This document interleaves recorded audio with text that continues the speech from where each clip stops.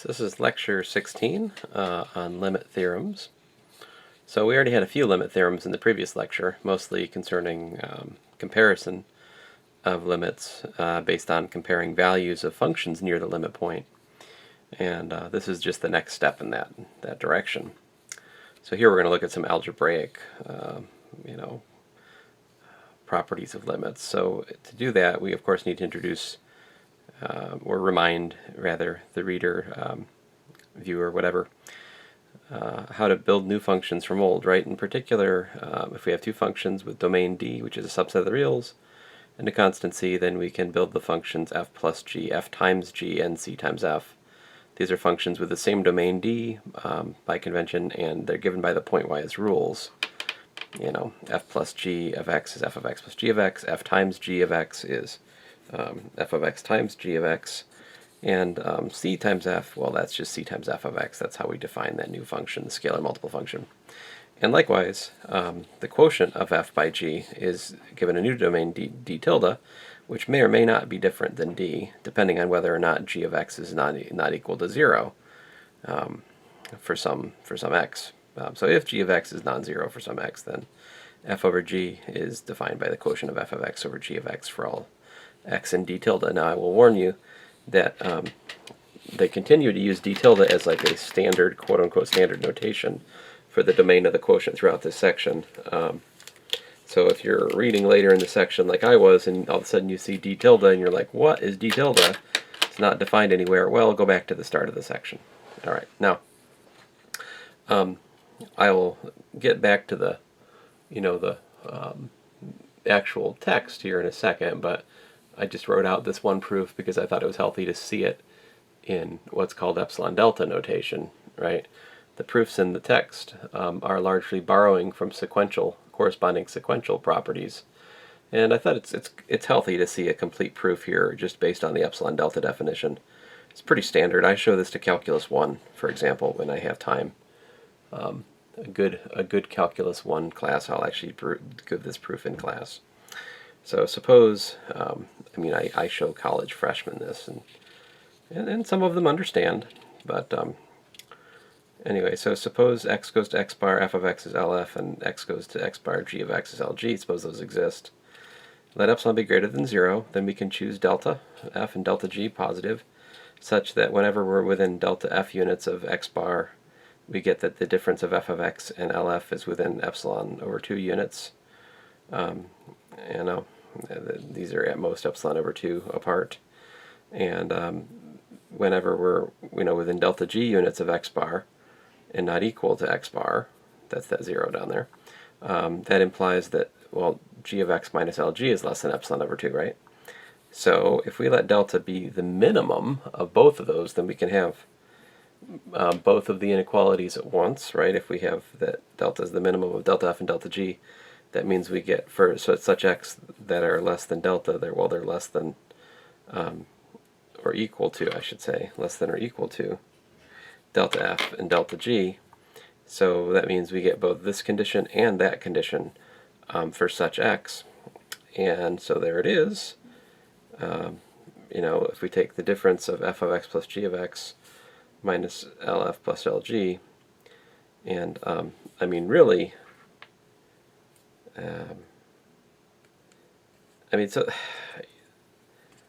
there is a notation which is not being used in this section.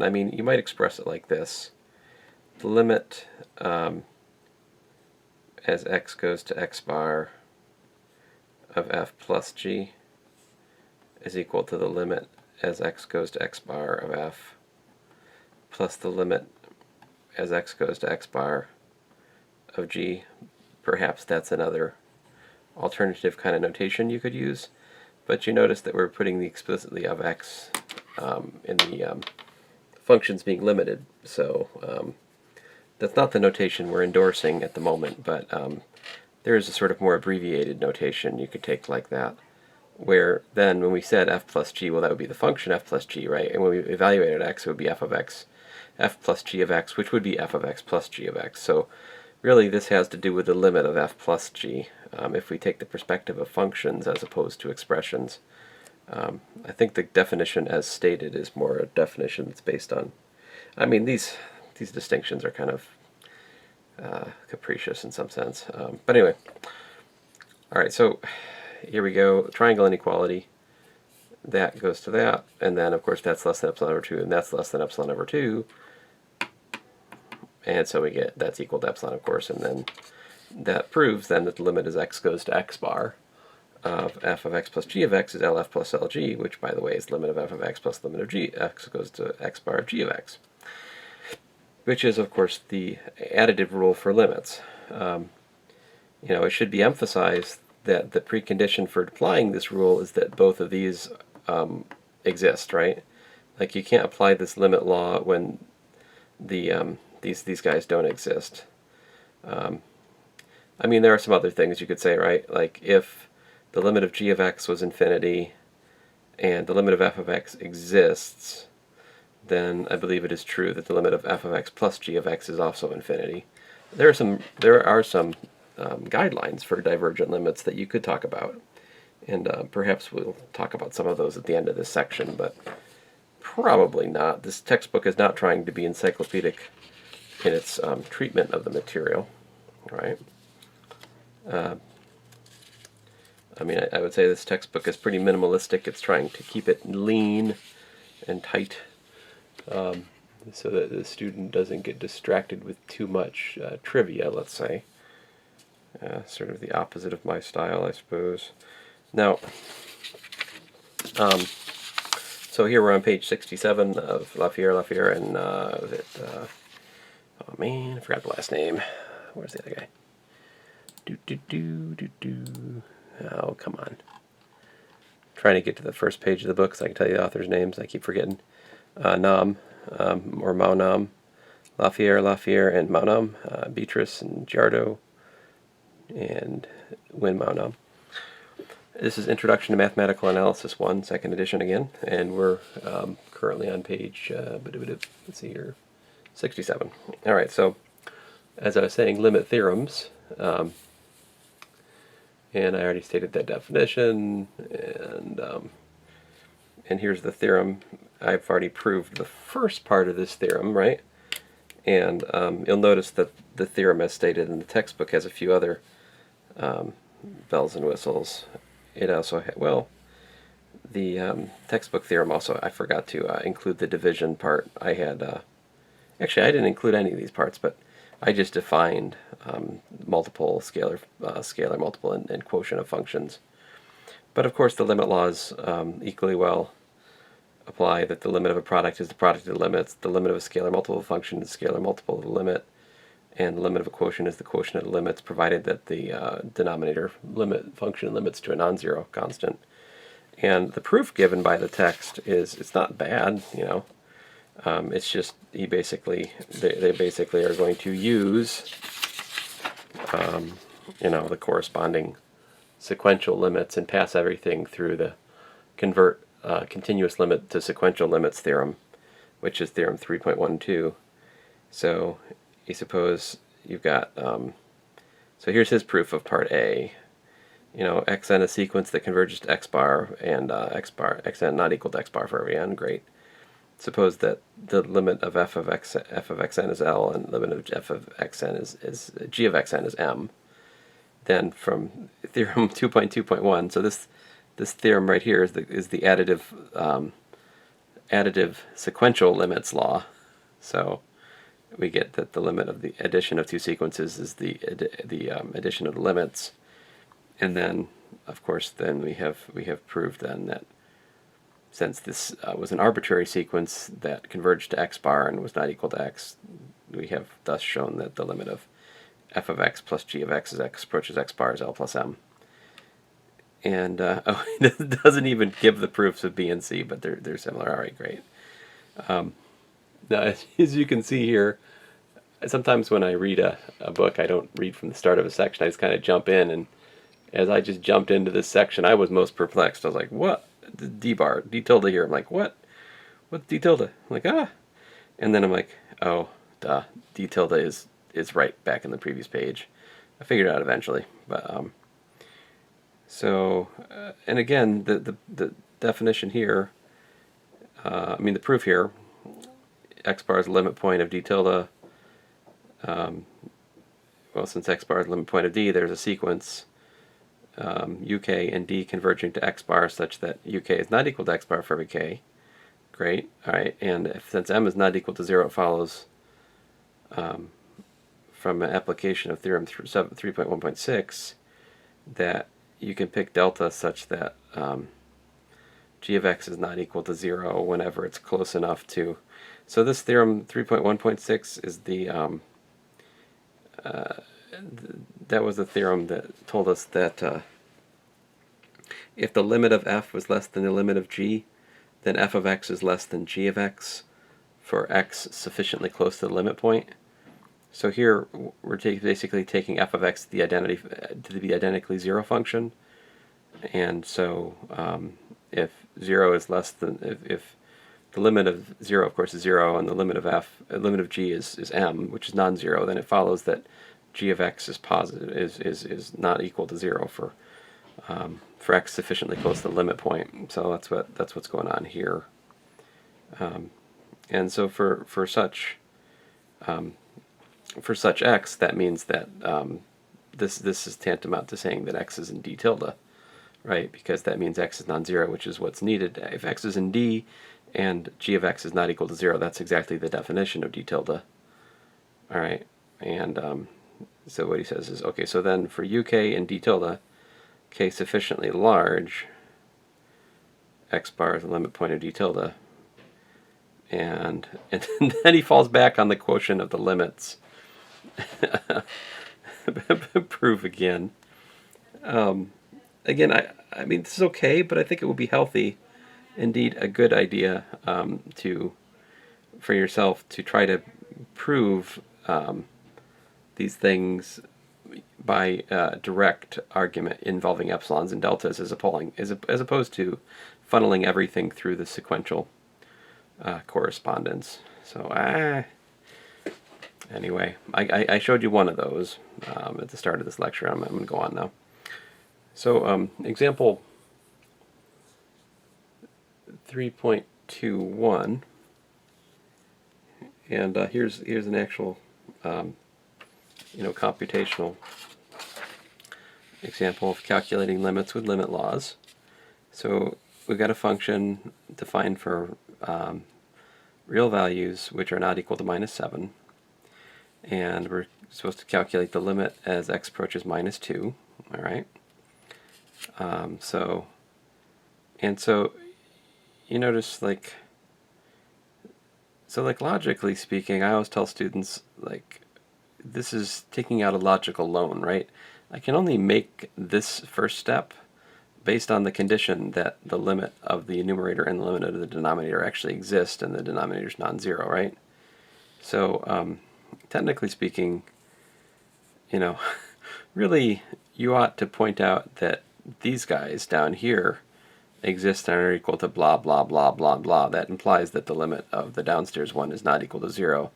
Consequently, we can make these steps, but nobody ever writes this out.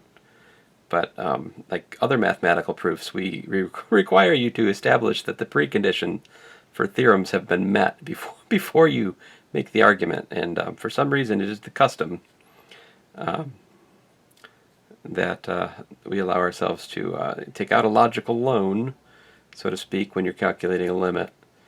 And okay, fine, but just keep in mind that this initial step doesn't even make sense until we've actually shown that the limit of the numerator function is this 3 and the limit of the denominator function is that -5.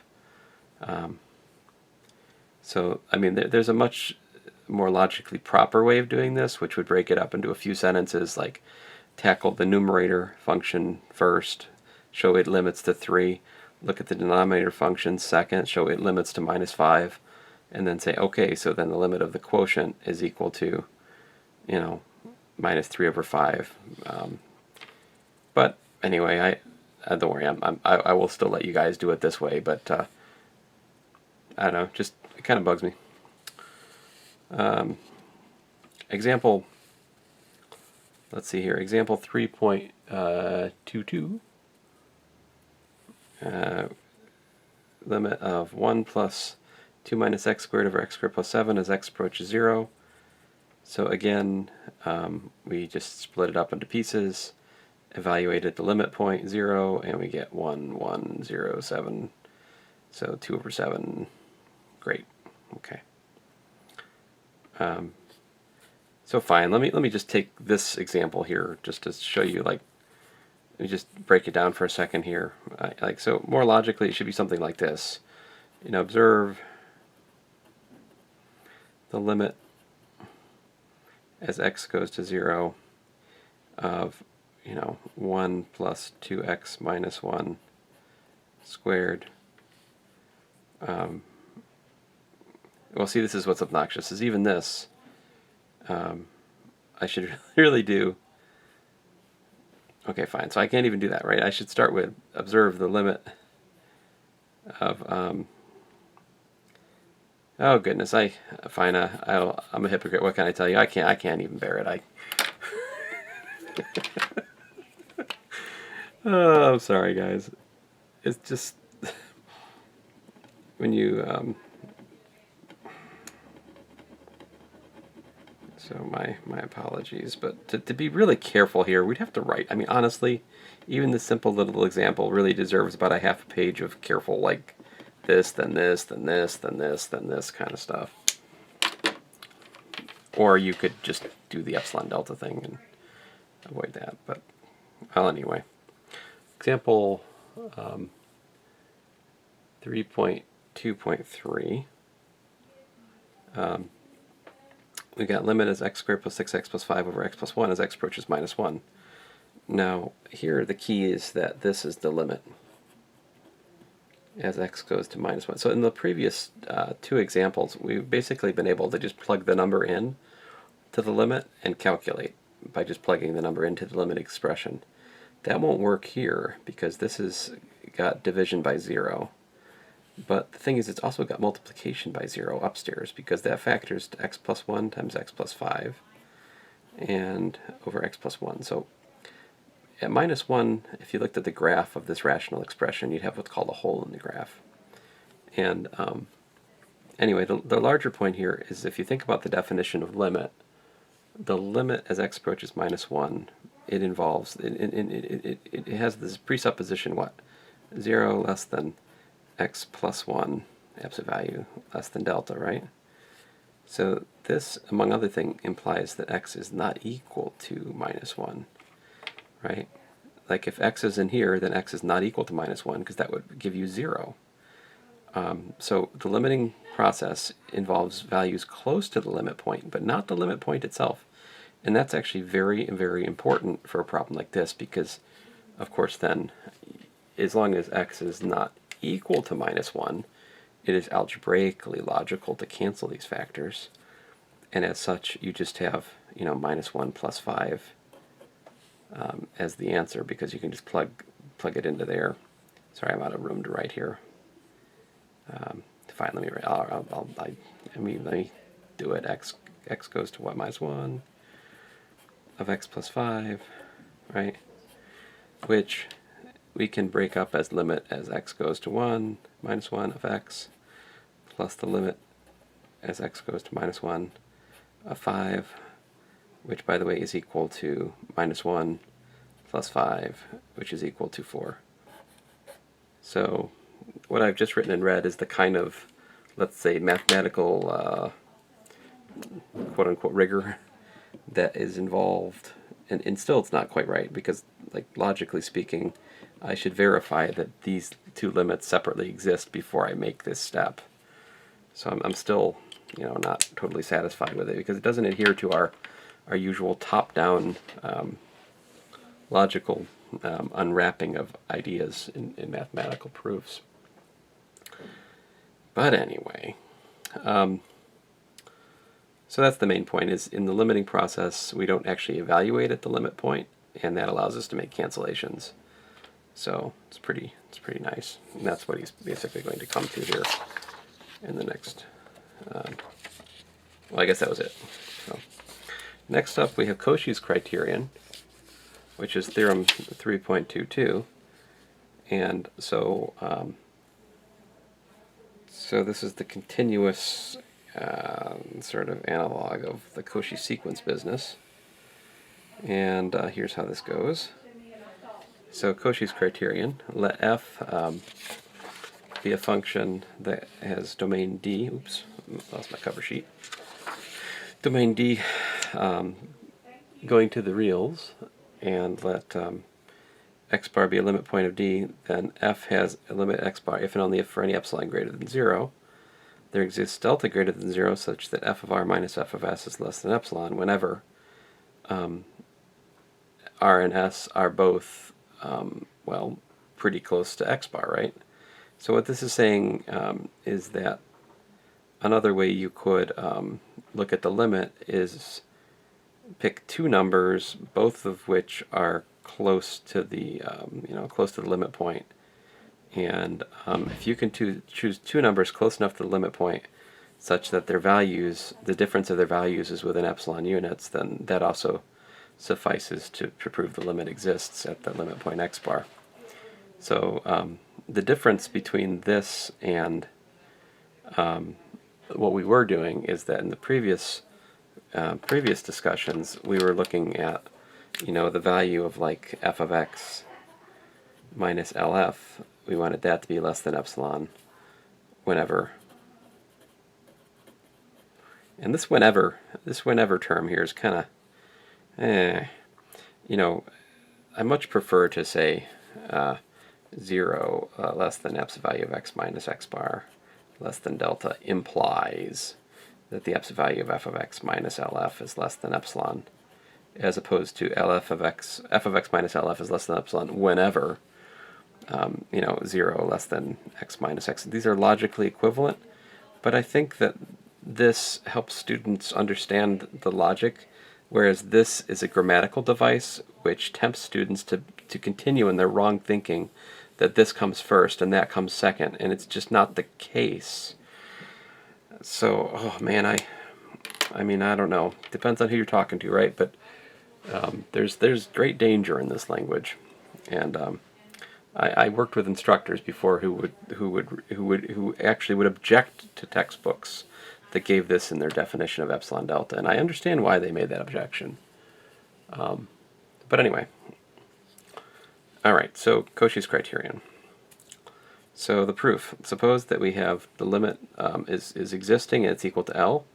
Then what we want to do then is prove that you can pick a delta such that whenever r and s are within delta units of x bar, then it implies that f of r minus f of s is less than epsilon. So they pick a delta such that f of x minus L is less than epsilon over 2. And so if we have r and s that are both meeting that condition, right, and certainly such r and s exist, right, then we have that the difference of f of r and f of s is less than by the triangle inequality. So he's just adding and subtracting L here, So this is, just notice, I mean, this is kind of silly. It's not written down, but it's kind of like not surprising. You could say f of r minus f of s is equal to f of r minus L plus L minus f of s, right? So because of that algebraic identity and the triangle inequality, you get that result right there, f of r minus L plus the epsilon value of L minus f of s is less than epsilon. And that's because this is less than epsilon over 2, and that's less than epsilon over 2, so it's less than epsilon. And so that's the forward implication has been shown then. We assume the limit exists and prove that that criteria was met. Now the converse. So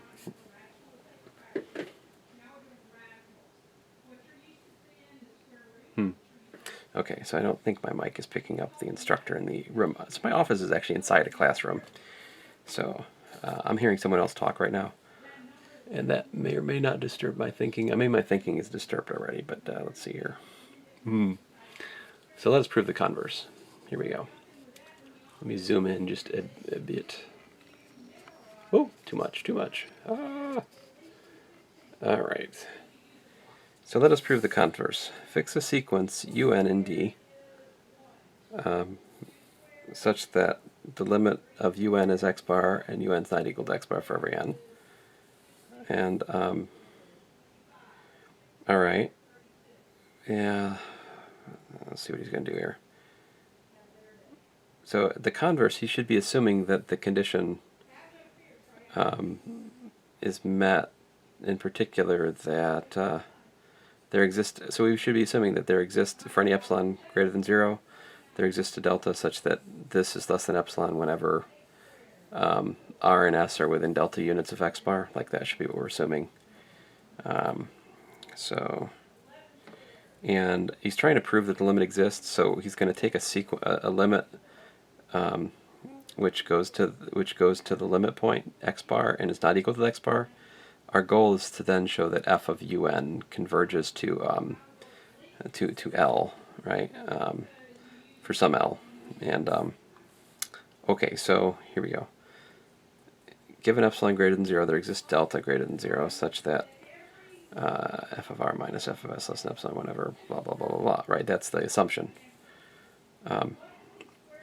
Then, if that's the case, then there exists an n in the natural number satisfying un minus x bar less than delta for all n greater than n. That's because we're assuming. Remember, it was assumed that un goes to x bar as n goes to infinity, right? That was assumed. So we of course can pick a large n such that that holds. Great. But that implies that, okay, so that means that these values in the sequence meet the criteria here, right? And so that means that f of un minus, let me see if I'm going to be out of frame. Nope, not yet. F of un minus f of fun minus fum is less, the epsilon value of that is less than epsilon for all m and n greater than n. Okay. What's that mean? Well, that means that the sequence f fun, the fun sequence is a Cauchy sequence because it's met the Cauchy criteria. Woohoo! Which then means, since we're in the reals, that that's a convergent sequence since there exists an L such that f of the limit of fun is L. And okay, now that's a sequential limit, right? Now we need to prove that the f has that same limit L at x bar using theorem 3.1.2. Okay, so let's see here. All right.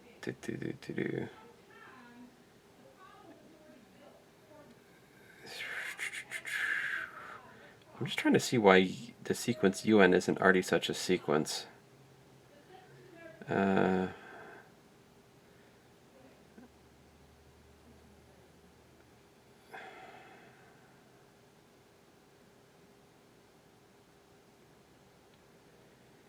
Okay, fine. So really, notationally, xn is the same as un, right? It's got the same logical structure, and so by the previous argument, the argument we just went through, there exists L prime such that the limit of f of x and f of xn is equal to L prime. All right, great. So fix any epsilon greater than 0, and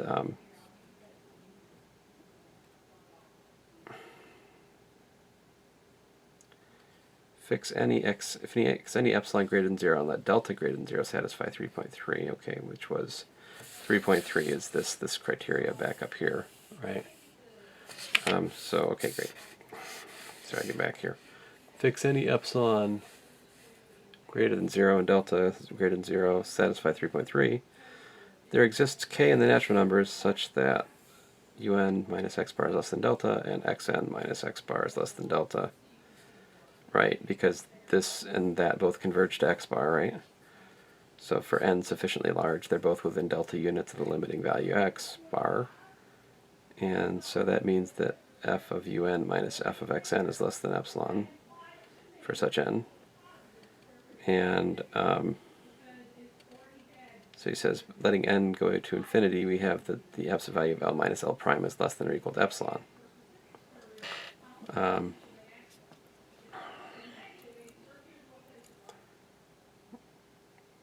I mean, it is true that the limit of that is L, and the limit of that is L prime. So, in any event, we get L equal to L prime, since epsilon's arbitrary. Now it follows that from theorem 3.1.2 that the limit as x goes to x bar of f of x is equal to L. Alright, so let me just take a second here to review theorem 3.1.2. I feel like I'm missing something here. So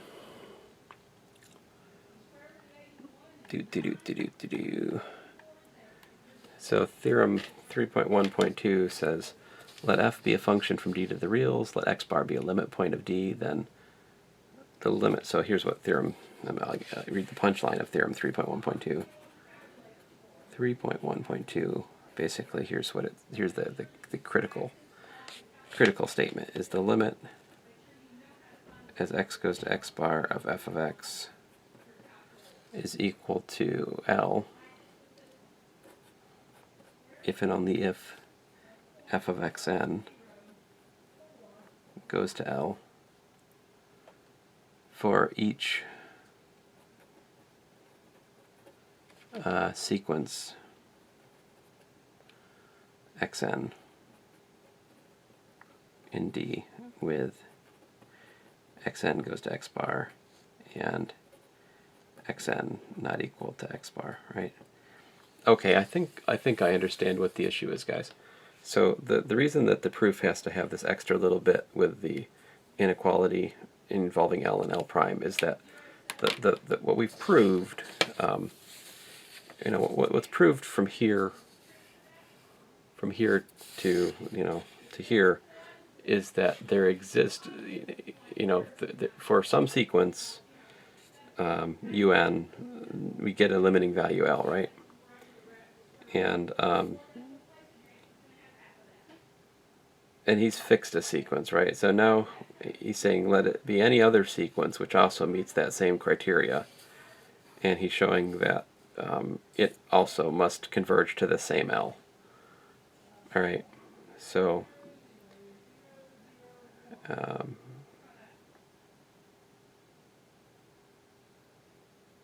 that's the issue, is like, how do you know that the value of the limit is unique in this context? They're arguing that we need this extra little paragraph to be sure that the sequential values in fact are homing in into the same limiting value L. So if we had another one L prime, this argument shows that L has to be equal to L prime essentially. So, all right, well, I'm going to go on. Sorry to belabor that there, but definition. So the remainder of the section, he's going to talk about some sort of additional fine print for limits of the real functions of the real variable. So this here is the if I can draw a picture. If here's the limiting, here's the a, right, and then over here might be a minus delta. Over here would be a plus delta, right? And so like b minus a delta is this open interval right here, a semicolon delta, and that open interval to the right of the limiting is this guy over here, b plus a delta. And then I think on the next page he defines b sub naught of a delta, the deleted open interval, to be the union of these two guys. So in other words, the deleted open ball, it's like everything close to the limit point except the limit point. The deleted open ball, b sub naught a semicolon delta, is actually the it's actually what we consider in the limiting process, honestly. And so here he defines, furthermore, he says it's a left limit, given a subset of the reals A. He talks about a left limit point of A means that there, for any delta greater than 0, the b minus a delta contains an infinite number of points in A, and a right limit point of A, if and only if for delta greater than 0, b plus delta contains an infinite number of elements of A. So this gives us a way of defining right and left limit points. this is useful if we want to study functions which have domains which have like endpoints, right? Then we can extend, so because our all right. Now, of course, the limit, so as we defined it already, still works for endpoints. It's just sort of like if you're at an endpoint, the the intersection of the ball with the domain just kind of might specialize to one of these left, or the B plus or the B minus set. But anyway, just to be official here, they define left and right limits by basically the natural way, essentially saying that you can pick a delta for each epsilon greater than 0. If you can pick a delta greater than 0, such that whenever such that what.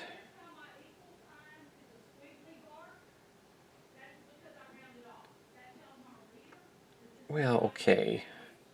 I would say for every epsilon greater that exists a delta greater than 0 such that x, an element of b minus x bar delta, implies that the epsilon value of f of x minus L is less than epsilon. I mean, the logic here is not really different than it was for the double-sided limit. And then if this can be done, then L is called the left limit of f at x bar, and we write limit as x goes to x plus of f of x equals to L. And then of course it looks at this x bar over x function, which is an interesting function, right? Because x bar over x is equal to minus x over x, which is equal to minus 1, if x is less than 0, and it's equal to x over x, which is equal to 1, if x is greater than 0, right? So this is an interesting function. It's got a discontinuity in the in the intuitive sense, since we haven't defined continuity yet, right? At 0, and sorry about that. Let me zoom out a bit, so I keep getting out of my range here. But anyway, so if we look at the left limit, in other words, for x positive, we have that function is just 1, so it limits to 1. And oh, he defined the right limit here in a sneaky way. I didn't notice. I'm sorry. I said it was left, but he's defined it right and left here. He just snuck the right in a similar manner in the last sentence. I'm sorry, it slipped past me. So like this condition here would be replaced by, x, an element of b plus of x bar semicolon delta, implies epsilon value of f of x minus L is less than epsilon. That would give you that the limit as x approaches x bar from the right of f of x is equal to L.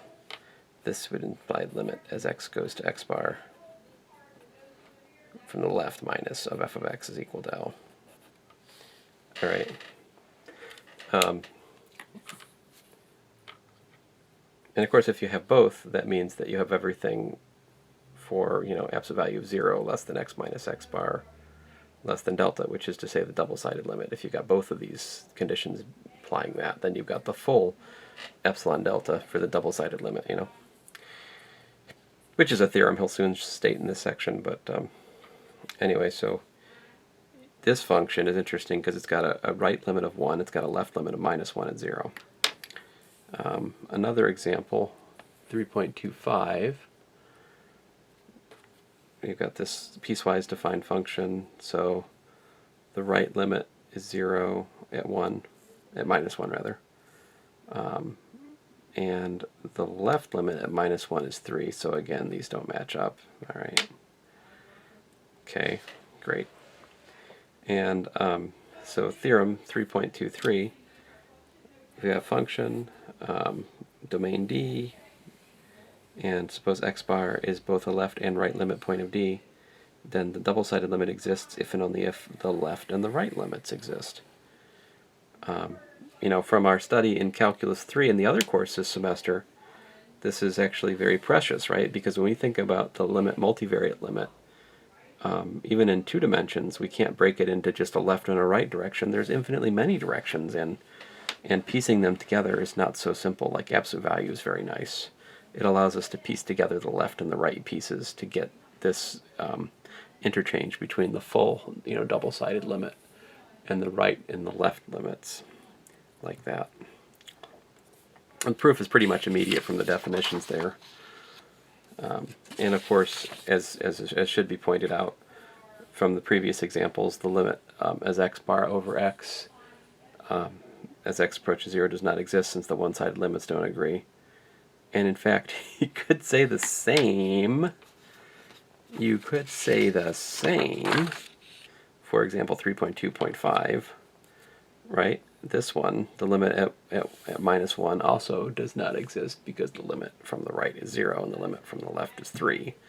So this is another function whose double-sided limit does not exist at the gluing point, you could say at -1, because the left and the right limits don't agree. Okay, so but if the left and right limits exist and match, then the double-sided limit is also existing and equal to that value.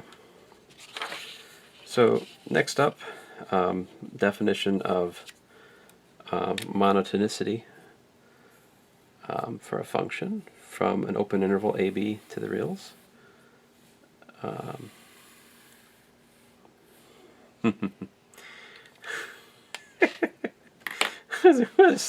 Specializing their definition just to an open interval. That's well, you could extend the definition of increasing to larger sets than just that. But all right, anyway, so we say f is increasing on AB. All right, fine.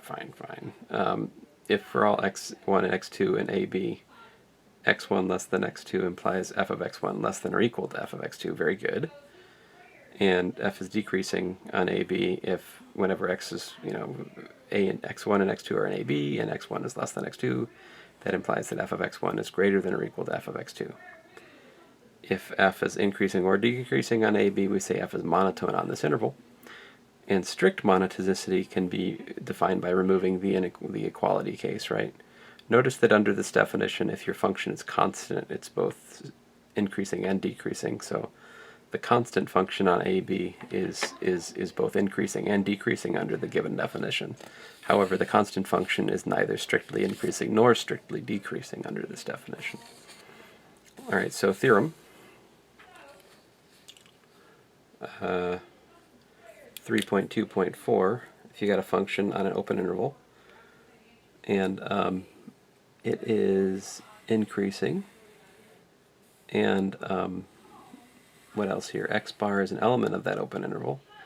Then the limit as x approaches x bar from the left, and the limit as x approaches x bar from the right, both exist, and they are related to the supremum of f of x for values of x less than x bar and between a and x bar, and the infimum of the values between x bar and b.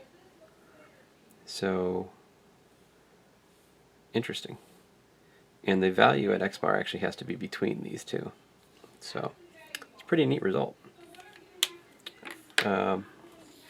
Cool.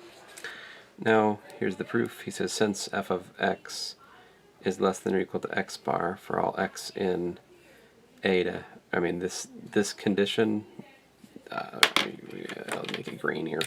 This condition right here implies that a is less than x is less than x bar, right? So since f is increasing, that implies that f of x is less than or equal to f of x bar, which is all he's saying, right? Nothing mysterious there. And so if you look at the set f of x such that x is in there, that means that f of x bar is a upper bound on this set, right?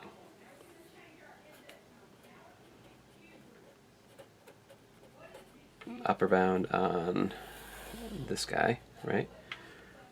And it's non-empty, and it's bounded above. So we can say L is the supremum of f of x. all right, where x is taken from the open interval from a to x bar. And that's a real number, great. And he says we'll show that the limit as x goes to x bar from the left rather, is equal to L for any epsilon greater than 0. By the definition of least upper bound, there exists x1 between a and x such that what?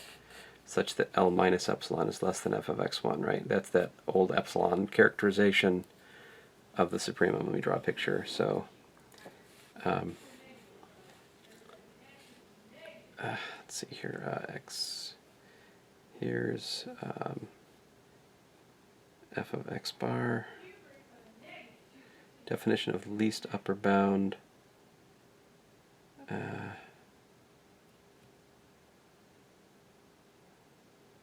less than least upper bound. Well, I mean, so this over here would be, you know, so f of x bar is equal to L, right? Didn't he say that? Oh, he didn't say that. L is the supremum. I don't know where f of x bar is in this, so f of x bar is an upper bound, right? So I should properly put L here, but L minus epsilon's over here, right?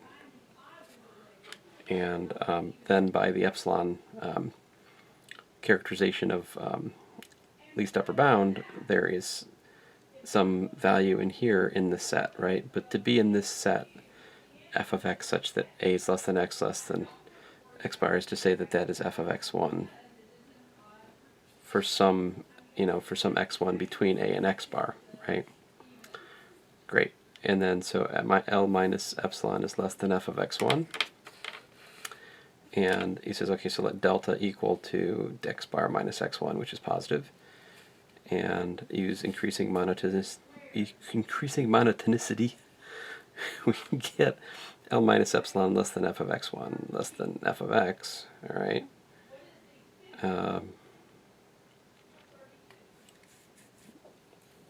Less than L, because L is the least upper bound, less than L plus epsilon. Okay, great.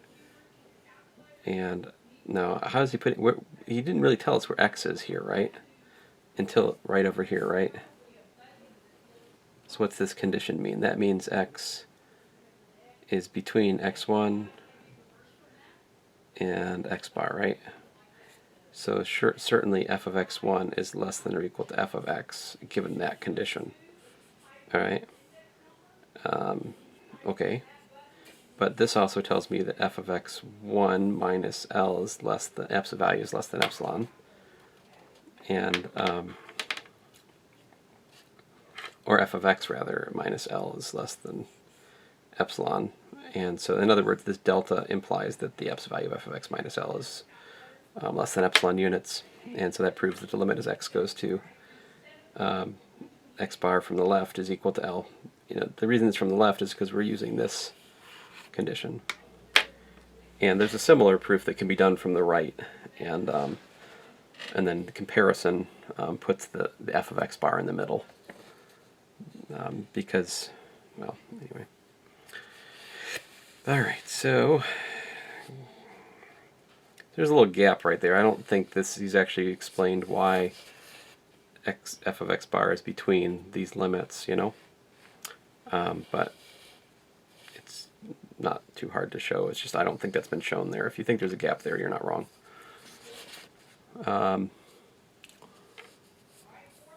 Not that it's a big gap, but there's a gap. All right, so limit is, so now he defines infinite limits in the continuous context, right? And so if we have a function, we got a limit point. We write the limit of the function is infinity. If for every m in the reals, you can pick x sufficiently close to this b sub 0 is that's just a fancy notation for saying x bar minus delta x bar unioned with x bar plus delta, right? This is the deleted open interval. And then, but he's taking this and he's intersecting it with D. So, this allows you to get endpoints and stuff like that in the domain without, splitting things off. But anyway, in short, the function limits to infinity if you can pick points sufficiently close to the limit point to make the values of the function as large as you want. And likewise, minus infinity means that you can pick points close to the limit point such that the value of the function can be made as small as you want, like that. So it's just the natural extension of the the unbounded limit properties we saw in the previous chapter rather. And so, like, here's a proof that the limit as x goes to 1 of 1 over x minus 1 squared is infinity. That makes sense, right? Because the graph of that is x equals to 1. That's the volcano function. I always tell my pre-calculus class, that's the volcano function. Here's y equals x minus 1 squared, right? So, of course, it's not surprising the claim here that's made. So, I would encourage you to work through this. I mean, this makes a decent test question. It's not too hard. You wanna set out to finding a delta such that you'll have x minus 1 squared greater than m whenever that condition is met, right? And so he's actually showing you the scratch work here. As in the case of finite limits, work backwards to find an inequality for x minus 1. He says to simplify calculations, notice that the absolute value of m plus 1 is greater than m, okay. And so x minus 1 squared greater than m is equivalent to the square root greater than that. So we just need to choose a delta that's less than that. And then if we have that, we get this, which gives us this, which gives us that, which gives us, yay, as desired. So, it's a little sneaky, but, and, this is the proof they give, but there's other ones you could come up with. Showing limits are infinity is more forgiving, I think, than the actual limits which exist, and especially ones that are touchier. But anyway, and then there's also limits at infinity, which I'll just say it's defined in kind of the natural way. You have a domain which is not bounded above. You can write the limit x goes to infinity. Means that you can get the function to be as close as you like to the limiting value for x sufficiently far out, right? For x beyond c and x in d. So it's just what you'd think, right? You can go far enough out to get close to L. Then we say the limit is L. And likewise, if you have a domain which is not bounded below, you can define limits at minus infinity in the same way. For x for x less than, you can pick x to the left of a certain value to get f of x minus L to be less than epsilon. And again, I don't care for the way this is written. I would really prefer to say such that for all x less than c and x in d, it implies that f of x minus L is less than epsilon, but whatever. And of course you can mix and match, you can lump together the limits at infinity with limits that go to infinity and so forth. And so here's a couple of examples. He actually proves this one from the definition. He says, all right.